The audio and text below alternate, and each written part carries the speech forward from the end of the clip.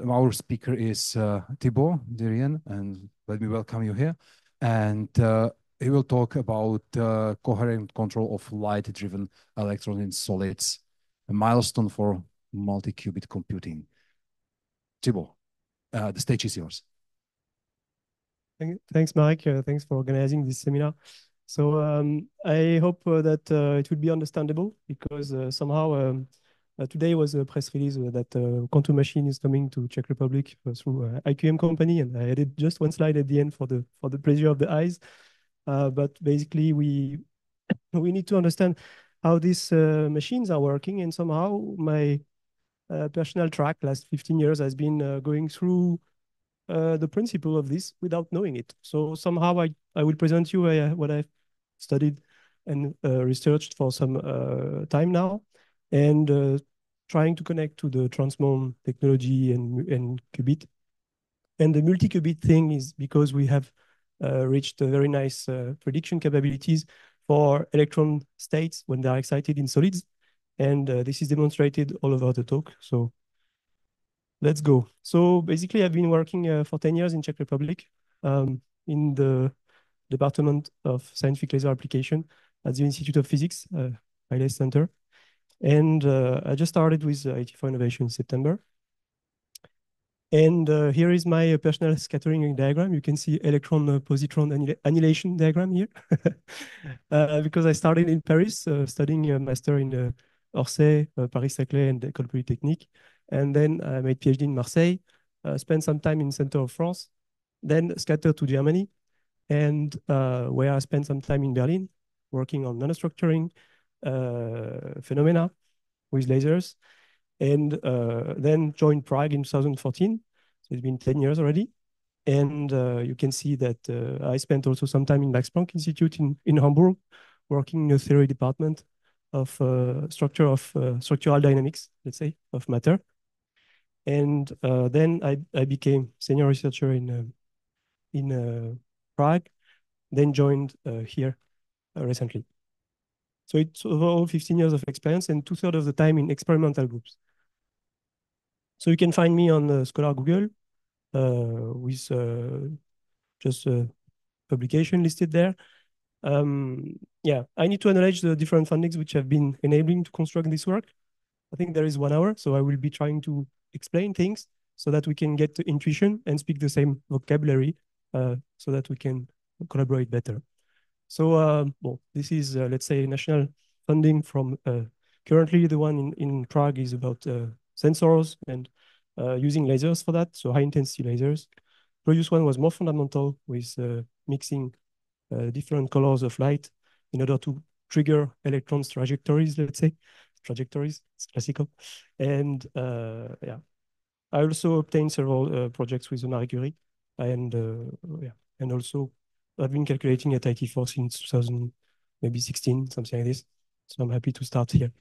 So maybe one word about the fact that I was traveling I established collaborations with different countries for modeling light matter interaction. Last year, there was a project that I had designed with collaborators lasting 5 years. It just finished this year, enabling to travel to different groups of theory, including Japan, Argentina, and many countries in Europe.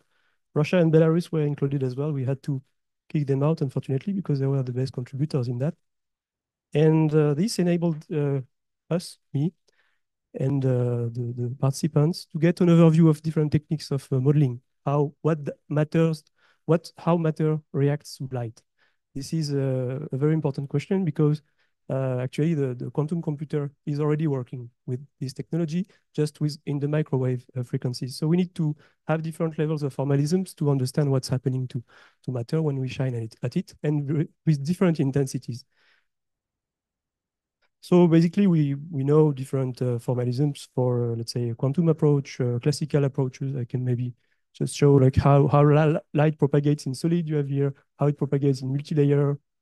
These are rather phenomenological approaches, and how it can help it's not here. Yeah, here. Nanostructured material, and also how they act how the lasers are acting on matter at the nanoscale. For harmonic generation and atomic motion and so on. So this is really like high intensity effects. There are different formalisms. Maybe I should not detail this too much for now. So my main experience has been so far until 2016, let's say, in classical methods. And since 2016, I switched to quantum techniques of simulation, both using and developing some formalisms in order to get insights. So I had and still have a group in Haile Center in Physical New Staff, Institute of Physics, with 2 students working rather on classical technique and also on DFTB, so rather, let's say, semi-quantum, semi-empirical simulation. And also some students came from Argentina to support us in this and to study biosystems as well. And recently I was proposed to have students here as well, and not only students, also near postdoc to work with on rather what I name quantum dynamics of systems, means trying to do different things, ab initio dynamics, qubit design, because this is somehow where I can contribute the quickest, and quantum implementation of ab initio programs on quantum computer. So many points. We will see if we have time to go through. The main context with which I started all of this story was laser nanostructuring. The fact that when you irradiate samples with high intensity light, when I mean high intensity, it's high enough so that you can modify materials periodically. And just by shining 1, 2, 3 pulses at a surface, whichever surface actually, it works on many, many materials. You excite nanostructures to be formed, and they are usable for applications afterwards. And you can see here, you can change the wettability of materials after that, or you can change color over there, which is useful for safety marking. And you can change also geometry in order to have absorbers and quite applied things, but which make actually solar cells already. So this is quite nice technology, but it's not so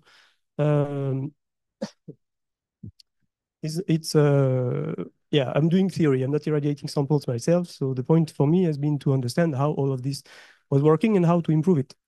And somehow the latest state of art we got on that was to periodically functionalize graphene at the scale of the nanostructures, which are usually following the wavelengths. Why I'm speaking about that? Because it's completely related to the phenomena that are driving the transmon quantum computers you will see. So usually, high intensity lasers are interesting because they trigger phenomena in matter, which are actually quantum. Let's say, like you have excitation of electrons in solids. Or here it's about modification of silicon in the bulk, so that it's possible to make some semiconductors. Yeah, of silicon in the bulk, so that we can imagine making 3-dimensional microelectronics in the future. And this was already demonstrated that it's working. However, there are some limitations, and limitations come from condensed matter and also light propagation effects. For example, if you try to focus a certain amount of energy to modify a sample in the bulk, then the absorbed energy will be quite limited, okay? And there are several origins for this: the propagation of light, where you have a microscopic effect, defocusing, a bit of Kerr effect for focusing, so somehow the focus conditions are not so well controlled at these intensities, and microscopic effects, which are more what we're going to focus today on. The fact that you have a bandgap material, but actually this bandgap will change during the interaction, and this is somehow exactly the principle of current quantum machine, actually. Also with mechanical effects. So the basics of that are excitation of electrons. And we have to consider different phenomena, how light modifies, let's say, the electronic behavior. So we will sit down in the different regimes of wavelengths between UV and mid-IR regimes, the pulse duration, which we will consider rather in the femtosecond regime, and up to a bit longer. So basically, the phenomenology you need to have in mind is that the light is absorbed by electrons, more or less. Then you have like atomic lattice starting to move. It can be simultaneous, and you will see that we have resolved this a bit. And then at the nanosecond time scale, you rather start to have motion of material and then cooling and other points. So basically, there will be different regimes. Perturbative regime, which is like, say, the school book one. You have the modification regime where you start to modify materials like visibly, and the strong field, which where you usually have very interesting effects. And actually, we can describe three of them. So one chapter has been published by me and co-workers in Prague. Chapter 1 from this book, which considers the extreme aspects of like matter interaction, nanostructuring, and also how to focus maximum of energy into a sample. So this is a nice overview, let's say, on classical quantum approach that I've been developing. So we have to come back to basic condensed matter. So usually we see in textbooks that when we want to excite a material with light in general, I will be a bit general because we need to extend the knowledge to microwave for this new machine coming. And so if we take a basic band structure, usually we imagine the band structure is rather without any photons. There is just electron with bare energy here. And there are, say, energies that the electrons have the right to undergo, to take. And it corresponds to certain oscillator. When you were in the band structure here, it's important to understand that the K space is just a matter of directions. It's a matter of angle, okay? So when you change the momentum here, you actually can access these different momenta by rotating the sample. And this I will demonstrate it as well. So usual excitation of solids in the regime of parameters I showed is that you make a direct transition between several bands. And usually when you have high enough intensity, you can have multiphotonic processes, okay? And those multiphotonic processes, so far, people were naming them, but never showing them. While they have been actually observed, and I will show some pictures. Just keep in mind that this is a frozen band structure vision of how light interacts with matter. And we call it Heisenberg frame. So if you stay in this frame of fixed bands, and you look at how electrons will be excited from valence to conduction band, just silicon, basic, then you make actually a direct transition, not the indirect that everybody thinks about, because the wavelength of light, which has been chosen here, is resonant with the band gap direct of silicon. So it means you don't need a phonon to make this transition.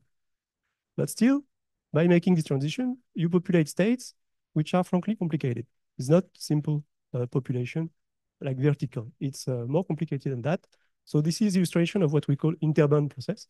So ionization or excitation depends on the community. And then you have interband aspects, which mean that interband acceleration, intraband acceleration of electron, which is just an acceleration of so-called free electron or quasi-free electrons to other bands. And then they relax at the end by collisions. And after the pulse, they just undergo some cooling. So this is a dynamics that not so many people are aware of already. And we are still with the band structure, which is frozen. So with this, it's possible to make some damage estimations and so on. So I will not spend too much time on that. It's also possible to guess and to adjust theory on experiments of how much energy some sample absorbs when you irradiate it with high intensity. So it's a hard problem, but still with macroscopic approaches like that, like for example, so-called two-temperature modeling, this TTM thing, you need to consider that the phonon will be important and that we don't need a quantum treatment here. Just some rate equations are enough. And at the end, there are some pre-parameters in these descriptions which call for making quantum calculations. And that's why I actually started in the past with these approaches. We need to get rid of free parameters in this approach. So yeah, this was, let's say, the fact that we excite phonons. The electrons are also colliding together, and we need to take this into account in how electron and how electron react under light. So, and then came this paper, 2011, showing from the group of Mark Stockman in USA, in Atlanta, I think, now no longer from this world. He has, and with his collaborators, demonstrated that there is electrical current which can be generated from dielectrics just by depositing some conducting material at the surface of the electrics, and then irradiating with few cycles of light, you can actually create electrical currents in a very short time, like the few dozens of attoseconds are necessary to excite the electrons to some conduction band.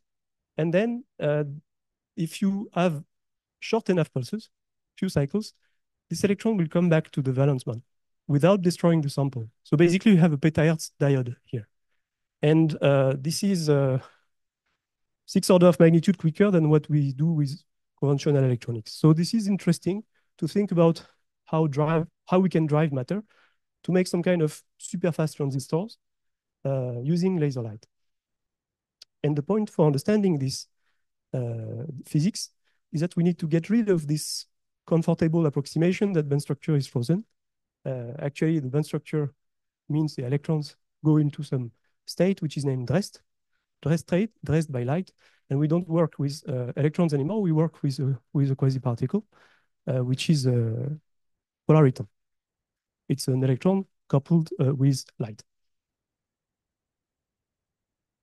And thanks to that, we can take control of Zener tunneling in different materials. Let's say optical materials are usually closing the band gap when you irradiate them. And this is, let's say, quite universal, especially if you use some linear polarization of light. So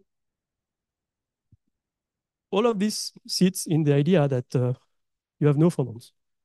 Okay, so all the game of this ultrafast photonics approach I will show here is that we avoid phonons by shooting quick enough and looking quick enough at what's happening. So we will sit at few femtosecond timescales in order to trigger the electronic response of the material with ultra-short lasers. And by this way, we couple the direct transition at gamma point of silicon experimentally. If we look at very established theories of excitation of electrons in solids, you will find the very famous Keldysh model, which speaks about this direct transition, but which shows some, let's say, simplifications. At least if you sit in the multiphotonic regime, you know that there are two regimes, multiphotonic and tunneling, which are asymptotic of Keldysh theory. And the point is that Keldysh model is a two-band model when you have only two levels. And if you take into account only two levels, you will start to see some increase of band gap when you irradiate. This is completely opposed to the intuition that if you irradiate a sample with, as I showed before, you close the band gap and you create electrical currents. Another point is important is to look at the polarization you are using. If you are using linear or circular polarization, you can have different reaction of matter. So this is also an open question for the transmon, how they are working in that regime with the microwave. We'll come to that. So basically, when you irradiate, I explain here the dressing. When you irradiate some levels of electronic energies, these levels will be replicated by absorption and also emission of electrons, of photons, sorry, because we are in the Hermitian frame of quantum, I would say, mechanics or electrodynamics. And then these levels will re-equilibrate all together, but while the light is shining, you have supplementary levels named replicates, which are sitting there and which are physical. They are not virtual. They are measurable. So, okay, this is where they started to think, okay, Keldysh says there is an increase of the band gap. Strange. Intuition says the other way around. So I started to look a bit more at theory and see that actually this dressing I was speaking about is present in the Keldysh model, but just there are two bands here. So this is actually the main issue, limitation of this model. So all that story is to explain that we had to completely give up on two-band approximation, which somehow comes back now with topological materials, but okay. I will come to it later. And in order to predict what's happening in matter. So we need many bands in order to see how the electron will populate different states. And we need to investigate this for cases where we have actually high intensities and very short pulses. The point is, as I said, these multiphotonic levels, they were observed experimentally. And when using, when making experiment of photo emission, time-resolved photo emission, where it's possible to measure as a function of angle to see the k-space dependence, so the momenta of electron. You can see that there are bands which are created when you overlap the pump, let's say, and probe, or when you are looking when the laser light is shining, you have replication of this band. So this is exactly the dressing we are speaking about, just it's manifested out of the sample here after photo emission. One point is if you see replication here, it means the band gap has closed, right? So we have a possible current which flows into a dielectric. While here, in that case, this is with circular polarization, and to the opposite, there was an opening of the band gap. Because the material here is special, and there was Nobel Prize, I think, on this in 2018, on the fact that when you use materials named topological insulators, you can open somehow the band structure because the currents are flowing in a different manner in these materials. They are harder to model. So. All right. So this was a long introduction. The rest will be shorter. Basically, using the time-dependent density functional theory, so TDDFT, it's possible to describe multi-band approach with high-power computation, and started this 8 years ago now, to see how the electrons are excited. So we start from ground state. Okay, you can have it on the direction you want, always working with three-dimensional approach so that we can actually excite the electrons how we want. And the basic equation behind this is the Concham equation, where there are, let's say, one single electron active per atom. But it's enough to describe how the electrons are excited in matter, especially. So I can show the different terms. This is an Hamiltonian here, all this term in bracket, which shows that you have a laser light in this A, it's a vector potential, expressed from the electric field using dipolar approximation, means that we have a homogeneous distribution in space, but the temporal profile is just, you can put whatever you want. Then this A corresponds to momentum of light that you will transmit to the electron, to the kinetic energy term. And it's possible using the pseudo-potential method to have like the atoms well described in whatever, solid or mixed periodic boundary condition and so on, it's okay. We are in the velocity gauge because we work with this periodic boundary condition. And then you have the interaction between electrons, which is represented by these two terms, the Hartree term, which is a simplification, let's say, of Poisson equation with some corrections named exchange correlation here. That's important terms for literature around that. All right, these states psi are represented as function of the index of the band, momentum of electrons in the real space as well, and in time. And this is evolved using the Schrödinger time-dependent equation. So we have been running this, I've been running this for a long time. So I used different machines at IT4, Salomon, Barbara, Carolina, and others in Europe. Started to use supercomputers in 2010. So quite some experience now on supercomputing. And one catchy figure can be that, again, the silicon here, I take just what we have the most used in industry, but actually not so simple material. You have a ground state here. This is a slab where you have different atoms which are visible. And you have here just the electron distribution that you see in the sample with some terminations of hydrogen at the surface. Surface finish is, let's say, the simplest one you can have. And from that, you can irradiate this with a laser. You decide the shape and the intensity as well. And from that, you can actually obtain how the density will fluctuate, density of charge. So this is just the electron density minus the initial density, okay? So this is reliable information that you see the oscillation of density as a function of time, which means there will be electrical current, right? At the end of the pulse, you can have some distribution depending on the intensity you have used. And when you have strong field, of course, you change very strongly the distribution and even break a lot of symmetries. You can, if you enable the motion of atoms, it's even more complicated. So basically, these pictures, I made them a long time ago, in 2016 maybe. And you can see that on the left panel, you have oscillation of light with the electric field like this. And here it's rather in depth, okay? and this is just silicon. And it shows you how the charge is changing as a function of time. If we look at the bulk, we have something similar. So same idea with the polarization, like this. And we see that the electrons are somehow getting perturbed, but also become conductive. This is a real space demonstration of what is excitation at the scale of matter. These pictures are very important because this year there was experimental observation of excitation of electron in graphene showing just the same. So the intuition is actually fine. From that, we can calculate a lot of stuff. We can calculate electrical current in red. The left panel is a low intensity, the right panel is high intensity. So you can see that some harmonics are showing up on the right. So we will be able to do harmonic prediction.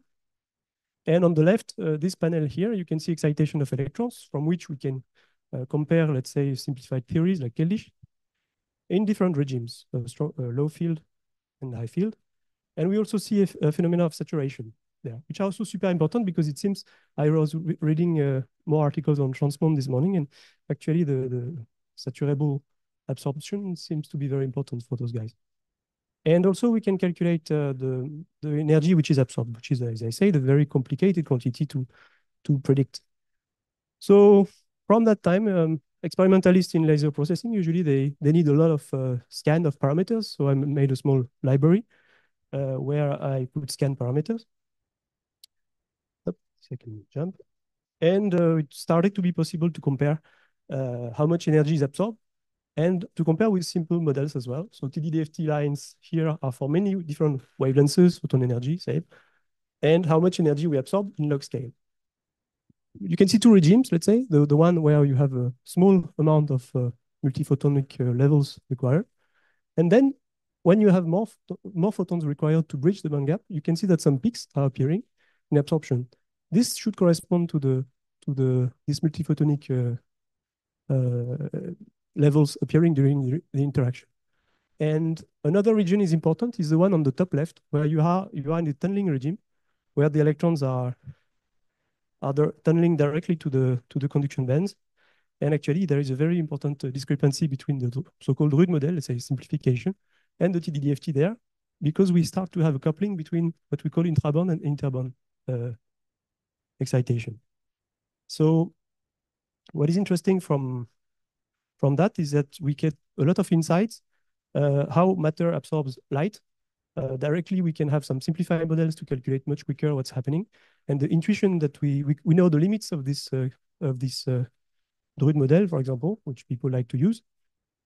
And we can do the same for the Keldysh approach. You have on the top the Keldysh formalisms here, which provides excitation rates as a function of photon energy for different intensities. Yes, sorry, I forgot to say that the different colors are just different intensities. This is a TDDFT calculation, several millions of core hours here. Here, this is just Keldysh model. It's like a few milliseconds. So this is important to compare so that we can save computational time. All right. And as I said, this is multi-band on the left and two-band on the top. So you can see that the trends are quite similar. So the Keldysh model is actually not so bad. And very important is, if you scan as a function of intensity for one wavelength or whichever wavelength you want, you will see that there is a decrease in the number of electrons you can excite. At least the slope of this is decreasing. This is number of electrons excited to conduction band as a function of intensity. And when you increase the intensity, you go from multi-photon to tunneling regime, even to saturation. What is interesting is that the formula that experimentalists are using for guessing how many photons they need to excite the sample is telling, you need, for example, in this regime, 7 photons. But with TDDFT, you find that actually we need less. So this is already nice insight. And miracle, it decreases with intensity. It means we are closing the band gap when we irradiate the sample with the increasing intensity. So we do have tunneling closing the band gap. This is a hard proof, theory for theory, that we have this excitation dynamics and we start to understand it. And from that, we can construct some quantities which are interesting for let's say, large scale modeling community to accelerate the excitation. So this we can sell, basically. And an important point, as I said, was the fact that the closure of the band gap can be described with simplified models. And we will need this very much for the quantum computers because it works on the same idea that when we excite the electrons with some photons, microwave or visible or whatever, we will copy paste somehow the electronic levels of the ground state. Those will reorganize in the energy space because they exchange photons. Okay. We call this actually polar electrons when they are here, just vocabulary. And at the end, we get, still during the irradiation of light, we get what we call dressed band structure. And on the lower panel here, I show just replications of level at the ground state here. Okay, state plus some photon. Okay, how many? That's the question. We can try with one photon if you manage double quantization. And then increasing intensity enables to see that we change the electronic levels, and that's actually some knob for the experiment. So if we increase this intensity as a function of time, we can see that the structure of the band is changing. And there are some closures taking place. This is just an illustration so that we can understand what's actually happening in the sample. Like somehow we change the band structure during the irradiation there. So we clearly switch from a dielectric to a metal, okay, transiently, for a very short time, the one of the laser pulse. What is amazing with that is, as I said, if intensity and pulse duration are small enough, or even high intensity but short pulse, it's reversible and that doesn't damage the sample. So then I wanted to check reliability of these TDDFT calculations because it's a very nice amount of information, zoology and so on.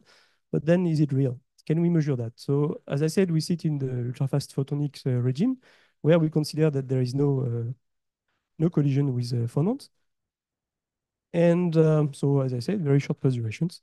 And this hypothesis worked. We have compared with a harmonic generation experiment at the Charles University. And the first author will defend his PhD thesis tomorrow. And they demonstrated with very short pulses in reflection configuration so that there is no propagation problems. They showed the spectra as a function of orientation and as a function of various parameters, intensity, wavelengths, and so on. And we start to see some symmetry appearing from the sample. So usually the silicon is supposed to be cubic, but there are some, so we see the cubic symmetry of silicon like for different orders. But if you look at order 13, is it cubic? Do we have 4 branches? No. So maybe there can be some more physics there. As I say, we'll access with TDDFT to different observables. Well, observable is excited electron density is not an observable. This is not something we can measure directly. It always need to have some trick or some model behind. However, we can measure currents, and we can measure the light which comes out of these currents and which are emitted from the field generated by the currents. And this is what the Larmor formula is giving. And the previous state of art, so in Germany, in Max Planck, was that they tried to obtain spectra, still silicon, huh? Still same material, similar regime, just trying to match what theory is giving us, so TDDFT, in red, with what experiment provide. I was a bit frustrated to see that they provided some agreement, but they censored most of the experimental pulse. So the experimental results. So I asked with Martin Kozak, we decided to try to do this ourselves, and just to measure for different wavelengths. And it's looked here from order 5. At the top, you have the theory, the TDDFT, so what we obtain from quantum calculation. And then the bottom, you obtain, this is the experimental. No, this is the opposite, sorry. The top is experiment, and the bottom is a theory. And this is quite clean here because there is some filtering that we had to use. How to read this curve? You can look at which is at the top. The different colors correspond to different orientation of the sample. If you just turn the sample, you get another spectrum. And we can predict this as well. So for example, to compare, we can look at, for example, when this, say, diagonal 45 degrees rotation has more yield in harmonics. So on the harmonic fifths, 5, 7, and 15, 17, we have a clear, let's say the red dominates. In the simulation, you can have the same conclusion, apart from this harmonic 13, by the way. So, and all the rest is well predicted. If we change wavelengths, we have the same effect, just with better accuracy. So somehow we can, with TDDFT, obtain some very nice prediction of what electrons are suffering from the laser light for ultra short pulses. Okay. If you have the largest supercomputer on the planet in Rigaku in Japan, and then you are able to also add the molecular dynamics on top of that, and to obtain the effect of temperature, which is actually not so big here. These are actually superimposing curves. So one key point that we had put there was some filtering of the temporal window that we wanted to transform with Fourier. And by changing the size of this window, we have some kind of cleanup, which might be possible to associate with the idea of, let's say, losses or damping at least, and maybe the coherence, but I would not jump too far on that. But at least it was possible to have an ingredient which somehow recovers the idea that we have temperature and interaction with lattice in a very cheap way. And this worked extremely well as soon as we started to mix pulses together with having control on the phase of the second pulse. So then we started to mix pulses of different wavelengths, like commensurable is the term. So the second wavelength is 3 times the frequency of the second pulse is 3 times the frequency of the first. And we did that. When we did that, these are just theoretical prediction here, where we can see that if we change just a bit, the phase between the two pulses, the delay between two pulses. No, sorry, this is the total envelope. So by changing just the relative phase between these pulses, you can really change how much light is emitted. This blue corresponds to Fourier transform from 5th order. And we can see that in the two cases, by acting very slightly on the field, you can get a very different optical emission. And this is prediction from experiment, from theory, sorry. And here we have direct comparison between experiment and theory. Experiment is on the left and TDDFT is on the right. And we have really a good agreement. These pictures are maybe not the best to compare. So maybe we can look directly at the yield of harmonics, which are emitted by different orders. And here is the difference of phase between the two pulses. And it's quite amazing because you can more or less superimpose the curve between experiments, measurement, and calculation. And the agreement is actually excellent. And we can also do the same for the emission of harmonics. When you change a bit the phase between the pulses, the delay of emission is also changing for each harmonic orders. And the theoretical calculation, which are dashed here, are just repeating also this. So the capability of prediction of what's happening in the sample during the irradiation are enormous. So we are currently trying to close the discussion on this in order to find out the different contributions and to finish publishing this. So this was submitted to Nature Photonics. It came back, so we have to, to modify a few things. And yeah. I think I'm already at 40 minutes. Yeah, 38.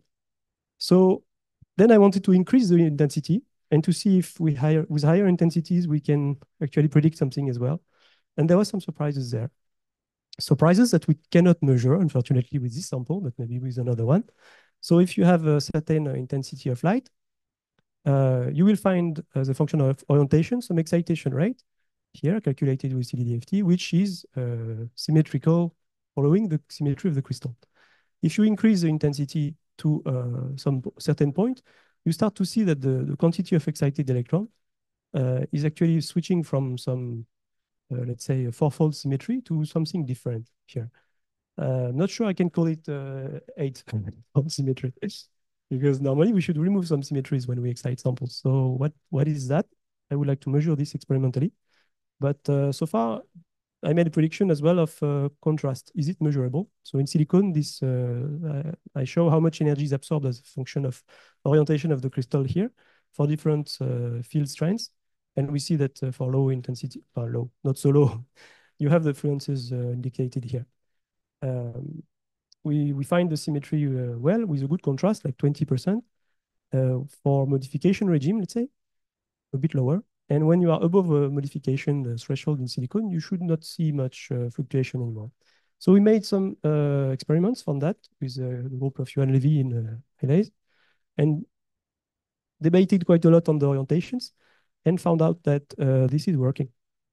So again, TDDFT predicted we should have some change of absorption of energy as a function of angle. And Yorai Sladek and Yuan Levy in the laboratory of Professor Bulgakova found that there is this oscillation following the initial symmetry of the silicon. Somehow the condensed matter people know this for a while, but for laser processing community, it was like a bit new. And so here they've made estimation of damage, which are all of these spots are just damage spot. And you can see some fluctuation at the bottom. You can see some change in the chemistry of surface. Even the white area are more oxidized. Okay, this is made in air. So it's really dependent how you excite. Sorry, you were looking. The result really depends on the orientation of the sample. So we have to really take into account the fact that we have a quite complicated system with multi-band, which have different orientations and different properties. So these results were repeated by a Spanish group from CSIC, as they call it, Instituto de Optica in Madrid, where I spent 2 weeks in September last year. And they could repeat this experimentally, and we have started some deeper collaboration. Some discussion on the effect of saturation can be also considered here, because we populate state in a way which reach some limit. And this is actually very interesting because this is the first time we can access this directly from simulation, while so far there was just some scaling laws which were proposed. All right, and but in the end, intuition is that yeah, when we rotate the samples, we just have a different effective mass. So these are from different bands, from valence, and conduction band. I'm currently finishing this part, which will be another paper soon. So if I come back to the band gap dynamics, vision, I started to design some tools which can be very quick, but with some approximation, just using DFT. And it's possible to calculate, let's say, to get some insights from how many bands you got and what are the energy levels, what the coupling between these different bands. We access to all of this using DFT and using Fourier transform of an Hamiltonian in time, which is simplified just with some coupling between light and dipolar momenta, plus some other terms I don't show. It's possible to model how the replicates during the bandgap irradiation are changing. And so this picture I already explained, that when we have excitation of electronic levels with photons, we duplicate them, we replicate them, which is named the dynamical optical Stark effect. Okay, and this with the toy Hamiltonian, which is not so toy because we take all the elements from DFT, we can calculate, let's say, how many levels we want. And I like this illustration because here we recover the level of Keldysh, which was that we increase the band gap when we irradiate a material which has like somehow two bands interacting. If we increase intensity, we increase the band gap. This is what is written here. Just modeling the dressing, let's say. So you have the visualization for different wavelengths here. And so we recover this idea that there is an opening for two bands. And but as soon as you add another band, or if there are degeneracy or whatever, the picture changes completely. And this is interesting because in topological materials, sometimes you have this opening band gap effect, and this two-band model seems to be related to these topological materials. It's more for the future, but at least now we have a clear understanding of what tunneling is, just some crossing or anti-crossing, depends how you describe them, of levels, leading to closing of the band gap when you have tunneling. So I'm speaking just about transition between a metal and a dielectric and a metal when you irradiate a sample with laser light. So I come back to this picture, how it was calculated. We just take dipolar matrix elements from ground state. We make approximation here because there is one more symmetry than what the light should break. And for different samples, you can have a number of bands as you want. We checked that these dipolar matrix elements were rational with isotropy in the ground state with Andres Bertoni from Argentina, who came thanks to the Atlantic project. And yeah, this was the video I showed you that when we have orientation, of light in a certain direction. So this is just the equivalence between real space and K space. Here, B1, 2, and 3 are the K space, and X, Y, Z are the real space. And by orienting your sample in space, you just excite electrons, like give them momentum of light in a direction that you want. And these directions are presented here are those of what that you find in the usual band structures. So basically, by exciting the sample, you can really like change the band gap as you wish. So we call this band gap engineering. And it's not so straightforward because there are some theoretical problems behind. But the correlation with experiment I showed at the beginning gives confidence that there is a lot of possibilities with that. So yeah, and when you irradiate a certain direction, you actually change the electronic levels in many momenta. Okay, so this is somehow showing how the electrons are allowed to surf, I would say, on the surface, like how the ground is shaking when the laser light is applied. There are some directions which respond, which don't respond. This is, let's say, system dependent and depends of polarization you use. If you use circular polarization, you will break symmetries in many directions, and then it's another response. So this gives intuition on how electrons are changing their behavior when there is light shining at them, polarized light. Okay? And as I said, the intraband absorption means acceleration of electrons just in the quasi-free space is changing the probability of transition with other levels. So we can really, let's say, have an intuition developed by this way on, and it's measurable experimentally using pump probe when there is temporal overlap between pump and probe. And this is a physics which is, let's say, pretty complicated. But unfortunately, this is the one that you have to understand if you want to start working on the Transmon, the quantum machine. This picture just shows that these small points that you have been seeing in my pictures are not asperities artifact. No, it's even continuum models are showing, emergence of these little levels. So this is something to support what was found. So I will close not the talk. I will close just the part which has been developed, let's say, last 9 years, 10 years at HiLACE. And I will do a small overview. So in the chain, let's say, of producing results for light matter interaction, we have a possibility to generate just using density functional theory, some bare crystal without light. Then we can excite the sample, calculate excitation rates, how much energy it absorbs. This is pretty consuming in terms of computational power, but with growth of computational power, it's getting better. And actually, the analytical theories are not so bad, despite that the qualitative, some qualitative parts should be revised. This part is more about how the band structure of solids is changing, okay, and how to estimate that. So I have also models for that, which are very quick. Once you have the ground state, you can play with this by a few minutes. So this is more like months of calculation, and this is few minutes. And this one is months as well to prepare the harmonic generation spectra, which requires very fine calculations and which shows excellent agreement between theory and experiments. So this gives confidence that the TDDFT is really a great working tool for light matter interaction. And yeah, this work enabled to make prediction of new control parameter. And this is important also for the work here at IT4 because if we want to maybe customize the machines, this would be the way to do it. Yeah, there are also other applications I didn't show, but basically to introduce the rates obtained from microscopic calculation into large scale, and then we get some new phenomena for example, for electron acceleration. So basically, now intuition on different formalisms has been developed. Let's say I summarize just this part at the moment, but we have also access to other parts here. Which are valid for different regimes of light, like wavelengths, pulse duration on this left panel. And on the right, I show here all the time scales, and here the space scales, which formalism let's say, fits best for describing the interaction.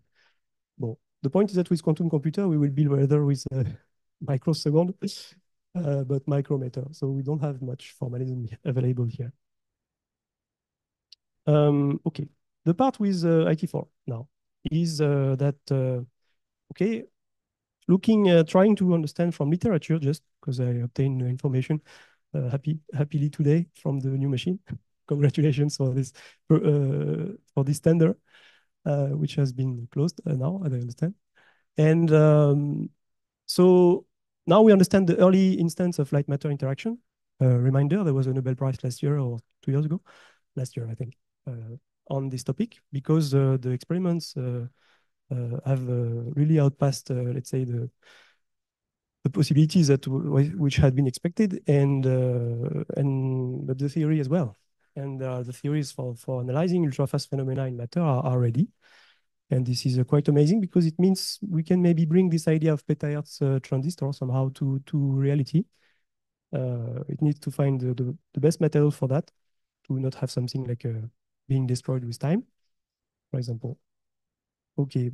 And basically the formalisms I tested so far neglect phonons, okay? But still we have excellent agreement with experiment in this case. So the shorter, the better, if I may say. All right, so what is the future? Optimal control of these pulses, so that we can shape, for example, exciting levels we would like to excite and not others, so that we can actually make some kind of multi-qubit in that sense, because it means we would have some sample capable to parallelize, let's say, state propagation in a very controllable manner. So by mixing double pulses, bicolor mixing, I have this wish to try to check if some states can be controlled at the attosecond timescale. So we speak about acceleration by order of magnitudes compared to current technologies, both in electronics and quantum computing. Okay. And yeah, maybe designing some crystals to have the reaction we want upon irradiation. So one word on the fact that this harmonic spectroscopy approach is amazing, because it's also possible to see how long and how complicated as well the phenomena are taking place in matter. Like, for example, you can see here as a function of time, delay between the initial pulse, let's call it pump, and another one which excites the harmonics, let's call it drive. And you can see that the excitation I described is just in this region. Okay, and after that, you have some relaxation of the effect, which is very, very hard to describe. So basically, if you want to operate in the region of prediction, you are just describing this region. But all the relaxation phenomena, which are like decay from direct transition to lower energy states, this is much more complicated than what TDDFT can do at the moment. So this is a good way to access, let's say, lifetime of some qubit. Well, I start to be in a field where I know less, so but I had some time to make some literature approach. And so in this book from Nielsen and Chuang, that different technologies provide different time scales to excite electrons in matter. Not only electrons, but also spins can be modified with some certain time scales. This is all in second here. This is the coherence time. And this is the operational time in the, let's say, excitation time. The number of operations you can do as a function of technology. So this is somehow I wanted to see if all what I studied in band-gap materials could be reused for making new kinds of qubit. And the answer is rather yes, but one has to be very fast.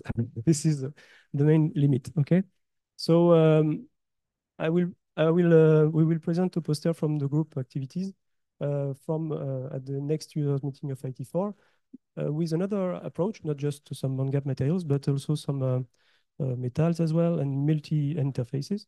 Because with the business of polaritons, I actually approached this idea of exciting states in a controllable way. This is a transmon component that compose quantum machine, which will be received here. And somehow it looks very close to polaritonics I've been studying and having intuition on. So these are pure polaritons you can see on nanowire of gold. And somehow the quantization of the effect is quite clear. experimental aspects are here, and this is like just some light propagation simulation showing very good agreement of surface electromagnetic waves, so polaritons at surfaces. So why I show that? It's because in the past I generalized some effects of polaritonic theories and demonstrated that when we have a, let's say, a small lifetime of polariton, we can take control on the nanostructuring process. And this was the basic recipe for the most cited paper of Hiley's, this one, with the distance of propagation of polaritons at the surface of metal, so plasmon polariton in that case, drives the regularity of structure you obtain. So if you want to do electron acceleration, you need to use this material or certain wavelengths. And if you want just to do some roughness, you need to select another material or some rather infrared wavelengths. So this gave actually a patent in Czech Republic and also validated at the European level. So somehow, if we study transmon using these ideas, maybe we can also do something. So this is with thin films, there can be, because you can see some thin film of alumina deposited on aluminium deposited on alumina. And this makes a cavity. It's a cavity which actually leads to very small polaritons. Like you can go up down to 10 nanometer if you want of periodicity of that. You can tweak the lifetimes, you can tweak different aspects, provided we are able to produce those structures.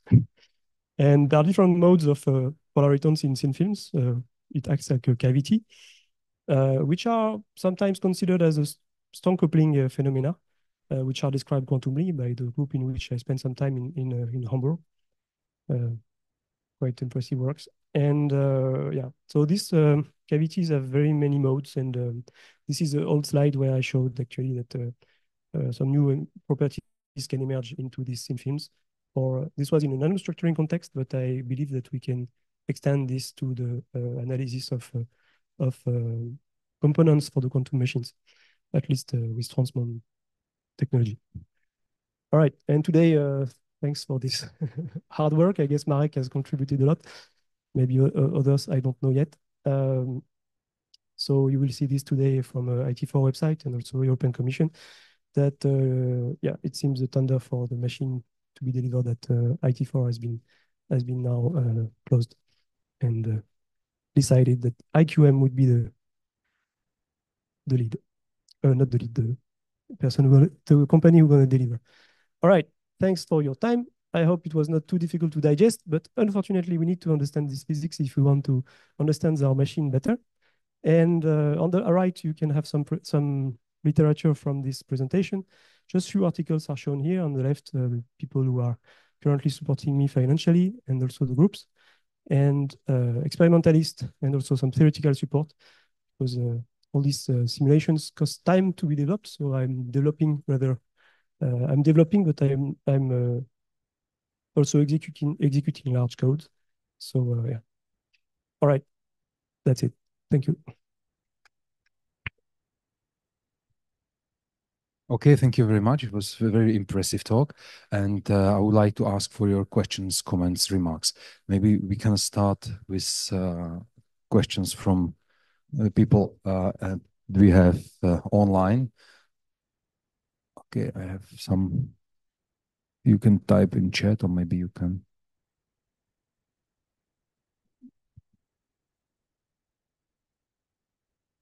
Okay, I don't have a question in the chat. So if there are any questions, you can just raise your hand and we can try to answer them.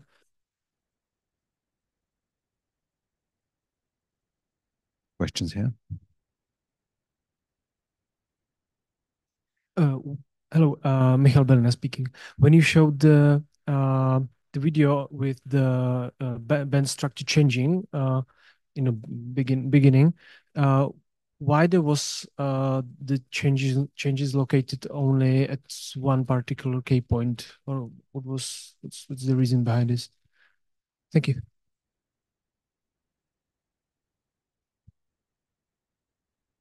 Yeah, thank you for the question. I didn't detail that, but this because when you take the dipolar matrix element in the ground state, which let's say, give you the coupling strengths between the different levels. If you take them as a function of the k-point high symmetry path in solid, you will find some very sharp transition probabilities in certain points of this.